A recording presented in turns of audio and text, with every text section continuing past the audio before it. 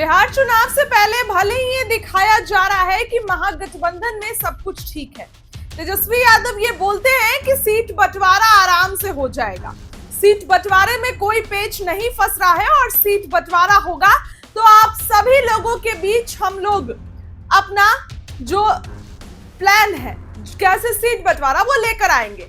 लेकिन हमारे पास जो खबर आ रही है, देखिए सीट बंटवारा इतना आसान नहीं होने वाला है। कांग्रेस अपना पुराना वजूद चाहती है, कांग्रेस बिहार में फिर से स्ट्रांग होना चाहती है और 2025 विधानसभा चुनाव का एग्जाम अगर कांग्रेस ने पार कर लिया तो 2026 में यूपी इलेक्शंस है, वहां भी कांग्रेस के लिए बढ़त मिलेगी। और खबरें तो ये भी चल रही है कि 2025 के बहाने 2029 की तैयारी की जा रही है। प्रधानमंत्री नरेंद्र मोदी को कुर्सी से हटाने की तैयारी कांग्रेस अभी से कर रही है। लोकसभा में आपने देखा कि कांग्रेस ने वो चीजें अधिकतर कर ली थी और यही कारण है कि कांग्रेस 2025 में बिहार में अपने आप को मजबूत कर रही है कि आने वाले स्टेट्स में अगर असेंबली इलेक्शंस होते हैं तो कांग्रेस को बढ़त मिले और खास करके 2029 के लोकसभा चुनाव में कांग्रेस बिल्कुल स्ट्रांग पोजीशन पे हो। इसके बाद देखिए बात करते हैं कांग्रेस के, हमारे पास जो सूत्रों से इस बात की अभी तक आधिकारिक पुष्टि नहीं हुई है, लेकिन कांग्रेस के लोगों ने तेजस्वी यादव को 90 सीटों की लिस्ट थमाई है। जी हां, 70 नहीं, 80 नहीं, बल्कि 90 सीट। चर्चाएं तो 100 सीटों की थी कि कांग्रेस 100 सीटें मांग रही है, लेकिन खबरें आई हैं कि 90 सीट कांग्रेस थमा दी है तेजस्वी यादव को कि हमें 90 सीट चाहिए। हम लोग भी बहुत मेहनत कर रहे हैं बिहार में। आप देखिए राहुल गांधी ने जिस तरीके से पूरा माहौल बनाया हुआ है, दलित प्रदेश अध्यक्ष को बना दिया, आनंद फानन में राजेश राम को बदल दिए, युवा को बिहार प्रभारी रखे और यही कुछ इसी तरीके का माहौल 2015 में था। 2015 में अशोक चौधरी प्रदेश अध्यक्ष हुआ करते थे जो कि अब बिहार सरकार में मंत्री हैं। हालांकि उस समय भी कांग्रेस बिल्कुल स्ट्रांग बनना चाहती थी और इस बार 2025 के विधानसभा चुनाव में भी कांग्रेस ये चाहती है कि हम बिल्कुल एक्टिव रहें, बिल्कुल स्ट्रांग रहें। और यही कारण है कि चाहे तेजस्वी यादव की माई बहन मान योजना हो या फिर तेजस्वी यादव की कोई योजना को कांग्रेस कॉपी कर रही हो, कांग्रेस भले ही महागठबंधन में है, तेजस्वी यादव के साथ है, आरजेडी की बड़ी पार्टी है, क्षेत्रीय पार्टी है, तो कांग्रेस भले ही आरजेडी के साथ है, लेकिन कांग्रेस का क्या नाम है कि हम आपके साथ हैं, लेकिन हमें 90 सीटें चाहिए। 90 सीटें दोगे तो ठीक है। और फिर कांग्रेस का नहीं तो प्लान बी तैयार है। प्रशांत किशोर तो बैठे हुए हैं, कई चीजें हैं, लेकिन कांग्रेस बिहार में अपनी मौजूदा स्थिति से ये बताना चाहती है कि 90 सीट चाहिए। और यही कारण है कि बार बार तुरंत राहुल गांधी बिहार आ रहे हैं। देखिए दो लोगों को कांग्रेस ने जो कमान दी है, एक तो दलित है प्रदेश अध्यक्ष और दूसरा युवा है। कृष्ण अल्लावरू ही वो थे जिन्होंने पहली बार ये कहा था कि नहीं, पहले महागठबंधन के तहत चुनाव लड़ा जाएगा और फिर सीएम फेस पर डिसाइड होगा। और तेजस्वी यादव का पटना में फैसला होता है कि हम सीएम होंगे और दिल्ली वाली मीटिंग, जो मीटिंग 15 अप्रैल को हुई थी, उस मीटिंग पर जाके बोलते हैं तेजस्वी कि नहीं, अभी सीएम फेस कैसे, पहले चुनाव लड़ेंगे और फिर आप लोग को बता दिया जाएगा। तो कांग्रेस ने ऐसा क्या ब्रेन वॉश कर दिया। भले ही ये दिखाया जा रहा है कि महागठबंधन में सब कुछ ठीक है, लेकिन ठीक नहीं है। देखिए बीते दिनों डी राजा ने तेजस्वी यादव से मुलाकात की और भाकपा के लिए जो है उन्होंने 2 दर्जन से अधिक सीटों की डिमांड की।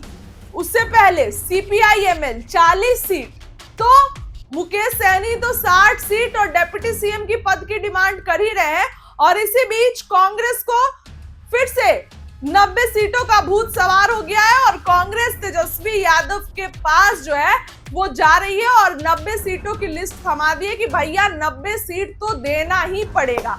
अब देखिए इसके बाद अगर बात करते हैं तो पिछले बार के बारे में, कांग्रेस को मिलती है 70 सीट और कांग्रेस जीतती कितनी है, 19 सीट। तो इस प्रदर्शन के कारण तेजस्वी नहीं चाह रहे हैं कि कांग्रेस को ज्यादा सीटें मिले।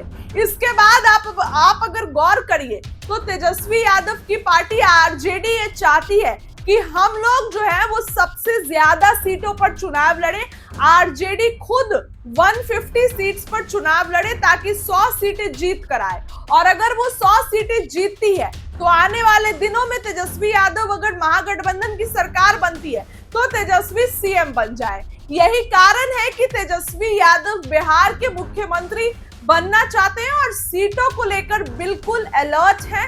सीटों को लेकर बिल्कुल जो है तेजस्वी यादव आप कह सकते हैं तो कोई ऊपर नीचे नहीं होना है, प्रिपरेशन कर रहे हैं। और कल देखिए युवाओं से तेजस्वी ने मुलाकात की, युवाओं से कई बेशुमार वादे कर दिए, भर भर के वादे कर दिए। फराटेदार इंग्लिश हो गई, चाहे शिक्षा व्यवस्था में शिक्षक घर घर जाके पढ़ाएंगे, तो आप ये सब देख के समझ सकते हैं कि तेजस्वी बहुत एक्टिव है। तो या तो सीट बंटवारे में कोई कॉम्प्रोमाइज नहीं करेंगे, आरजेडी 150 सीट्स पर चुनाव लड़ेगी, कांग्रेस को तेजस्वी 60 या 55 सीट ही देने जा रहे हैं, उससे ज्यादा सीटें नहीं देने जा रहे हैं। इधर जो माले वाम दलों की भी टेंशन बढ़ी हुई है। वाम दल ये चाहते हैं कि कुछ सीटें हमें ज्यादा मिलनी चाहिए। सीपीआई-एमएल तो बोल रही है कि लोकसभा चुनाव में भी हमारा प्रदर्शन अच्छा था, पिछले विधानसभा चुनाव में भी अच्छा प्रदर्शन था, तो सीटें तो बढ़नी चाहिए ना।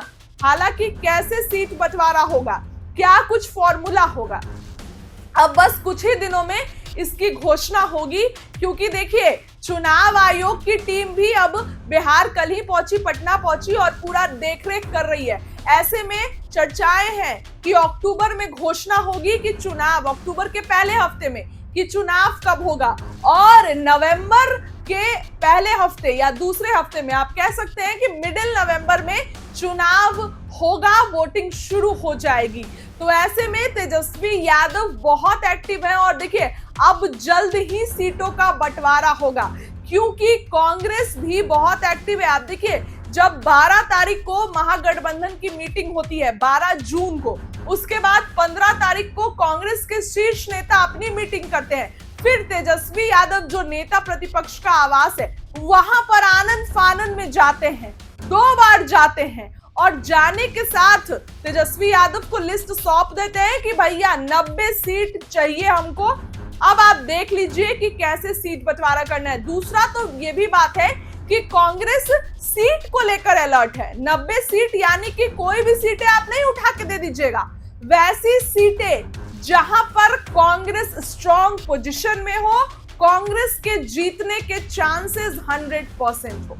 अब आने वाले दिनों में तेजस्वी कैसे सीट बंटवारा करेंगे, कांग्रेस को कैसे मनाया जाएगा या उनके शर्त पर मान जाएंगे, ये आने वाले दिनों में पता चलेगा। आपको क्या लगता है कितनी सीटें मिलेंगी कांग्रेस को, कमेंट में बताइए। बहुत बहुत धन्यवाद।